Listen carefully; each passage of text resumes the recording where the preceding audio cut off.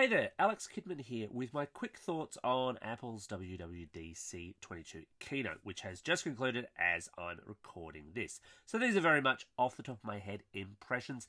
I'm not going to go through everything because there was a heck of a lot. It was nearly 2 hours and you don't need that. So I'm just going to pick out a few things that I thought were particular highlights or lowlights depending on your perspective. So on the hardware front, we got the new M2 processor. I don't exactly get Apple's naming structure here. It's the M2, so a lot of people are going to think, right, well, that's automatically better than the M1, except it's not better than the M1 Max or the Ultra. It's just better than the old M1. They're basically upgrading, first of all, the MacBook Air and the MacBook Pro, the 13-inch models, which were the first ones to get Apple Silicon. Look, the performance numbers do sound darned impressive, although Apple is picking and choosing its numbers here. It was comparing, for example, with integrated GPUs on existing Windows laptops rather than, for example, the more discrete ones you might get on gaming laptops. So I think there's probably still a performance story to be seen there. But look, better laptops are no bad thing.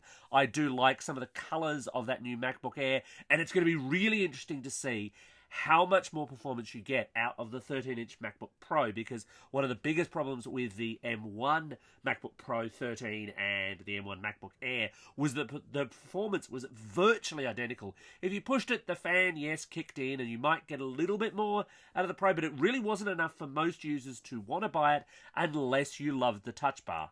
I don't love the touch bar. Then we shift over to the software side, and it wasn't a big surprise that Apple kicked off with iOS, which is getting a few new features. Look, I'll be honest, I find it hard to get that excited about the whole lock screen thing, no matter how excited Apple is about it.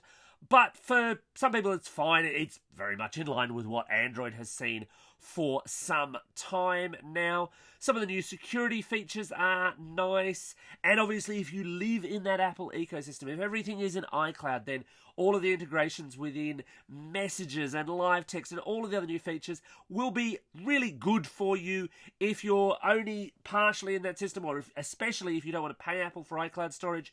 You might not see quite the full advantage there. Switching over to watchOS, we're getting new watch faces, but you still can't design your own, which still really bugs me. The Apple Watch is still the smart wearable to beat, though, and this will, I think, just help cement its position. The new fitness app features look quite neat as well. Switching over to macOS Ventura, so Stage Manager. This is their new kind of multitasking windowed mode. It looks kind of neat. It looks very much like those kind of, VR interfaces that you see in movies where you've got little panels off to the side that people grab, that kind of thing. I don't know how well it's going to work in real-world implementation, and I'm going to be really keen to see if it's fixed on that left-hand side panel. I say that as someone who uses a Mac where I put my dock in the left-hand side. So can I put those views over to the right or to the bottom?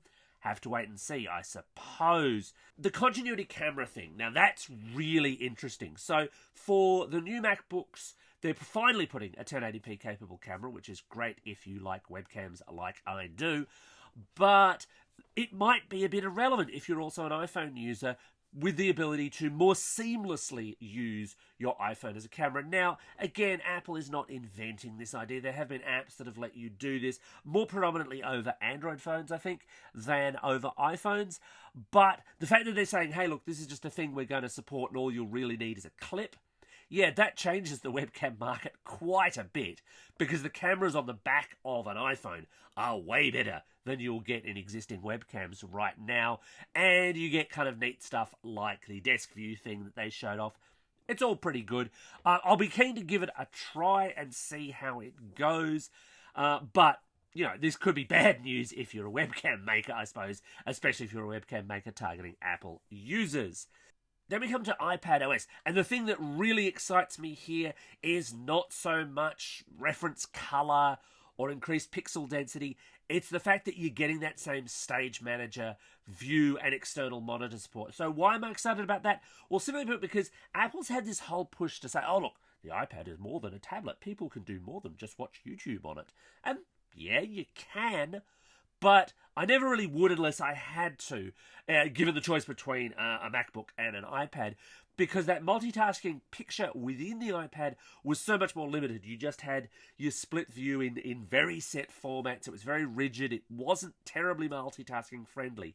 And that looks to be changing massively in the new iPad OS, because you get Stage Manager at the side, you get properly resizable windows, you get external display support.